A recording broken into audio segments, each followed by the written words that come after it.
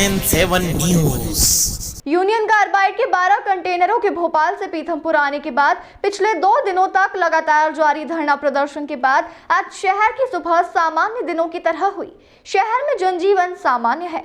सुबह से मजदूर वर्ग अपने काम पर पहुंच रहे हैं। यातायात भी सामान्य दिनों की तरह ही चल रहा है।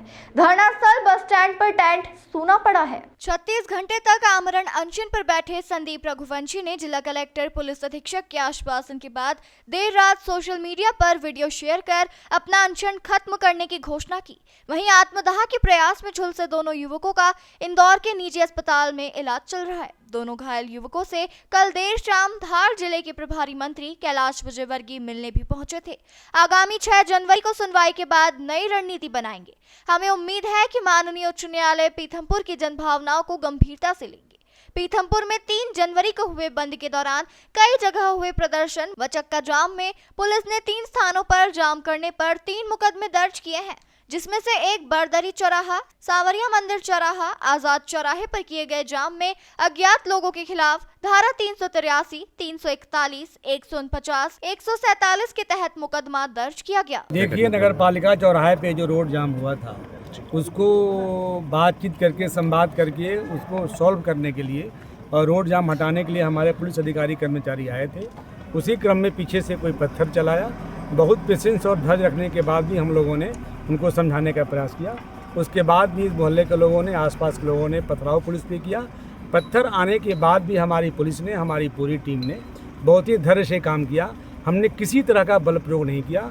लाउड अलर्ट से मैंने स्वतः लोगों से संवाद स्थापित करने का प्रयास किया, लोगों को समझाने का प्रयास किया कि जिस मुद्दे के लिए हम रोड पे आए हैं उस मुद्दे का समाधान पत्थर से नहीं होगा, उस मुद्दे का समाधान बल प्रयोग से नहीं होगा, उस मुद्दे का समाधान संवाद स्थापित करने से ही होगा। हमारे बार बार अपील करने के बाद, उनको समझाने के बाद लोग अपने घरों को रवाना हो गए हैं। मैं आपके माध्यम से पीथमपुर की आम जनता से अपील करना चाहता हूँ कि ये जो यूनियन कार्बाइड का कचरा आया है, यहाँ के आम लोगों को, यहाँ के जनप्रतिनिधियों को बहुत ही पारदर्शिता के साथ बिना विश्वास में लिए आगे वाला कोई कदम नहीं उठाने जा रही सरकार।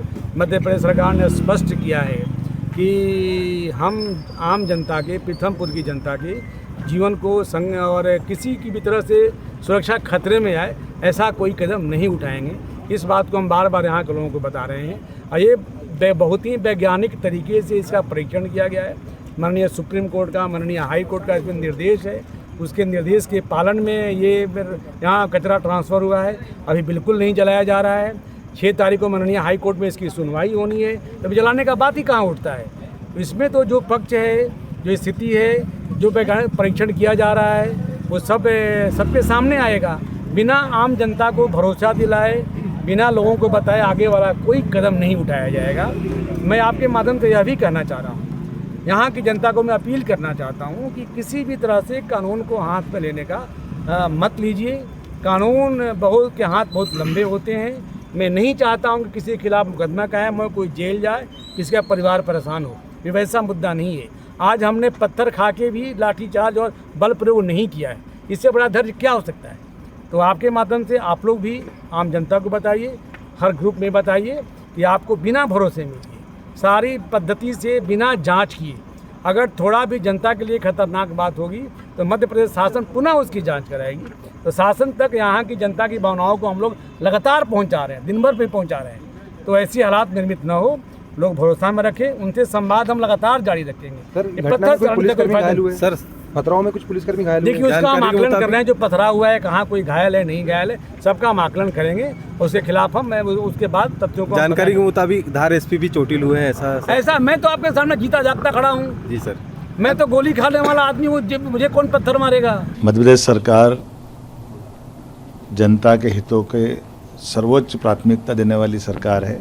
इस नाते से हमने सदैव जनता के हित को लेकर के आगे बढ़े हैं।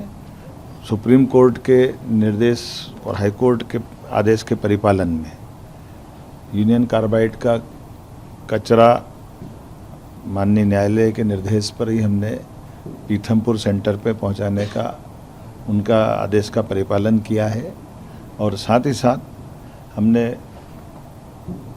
सुप्रीम कोर्ट और हाई कोर्ट की विभिन्न प्रकार के अलग अलग याचिकाओं के और अलग अलग प्रकार के दिए गए आदेश की सुरक्षा के मापदंडों का परिपालन करते हुए केवल परिवहन किया है। और जैसा कि हम सबको जानकारी है कि माननीय न्यायालय ने हमारे लिए डेडलाइन दी कि ये किसी हालत में 4 तारीख के पहले पहुंचना चाहिए। 6 तारीख को हमसे माननीय न्यायालय किए गए आदेश के परिपालन की रिपोर्ट चाह रही है और उसी परिप्रेक्ष्य में इस आदेश के पालन के साथ साथ जो मुझे ध्यान में लाया गया है कि पीथमपुर में ये जो निर्दिष्ट स्थान वो भी उन्हीं के द्वारा बताया गया था और परिवहन का पूरा आदेश भी हाई कोर्ट सुप्रीम कोर्ट के उस पालन में ही सरकार के द्वारा किया गया है। लेकिन जो ध्यान में आया है कि हमारी जनभावनाओं के लिए अभी इस तरह की परिस्थिति में ये माना गया है कि जनता के बीच में ये विषय नीचे उतारना जरूरी है कि ये कोई सुरक्षा के मापदंडों पे किसी प्रकार से कोई खतरा या कोई डर जो जनता के बीच आया है, इसको हम प्रयास करेंगे कि माननीय न्यायालय के सामने ये विषय लाएं और उसके बाद ही आगामी किसी प्रकार से कार्रवाई की जाए। माननीय न्यायालय जैसा आदेश देगा हम उसका पालन करने के लिए तत्पर रहेंगे, लेकिन तब तक हम इसमें अब कोई आगे नहीं बढ़ेंगे जब तक माननीय न्यायालय इस बारे में कोई निर्देश जारी नहीं करते। मेरा जनता से निवेदन है कि जनता के साथ सरकार पूरी दृढ़ता के साथ खड़ी है। जनता के किसी प्रकार का कोई अहित हो ये हम बिल्कुल बर्दाश्त नहीं करेंगे। माननीय न्यायालय के समक्ष भी वो विषय लाएंगे और माननीय न्यायालय के आदेश के परिपालन में अब आगे कोई कार्रवाई पे आगे बढ़ेंगे। मेरा आपसे निवेदन है कि झूठी अफवाहों पे विश्वास न करें। हम सब जनता के साथ हैं, हमारी प्राथमिकता जनता के साथ।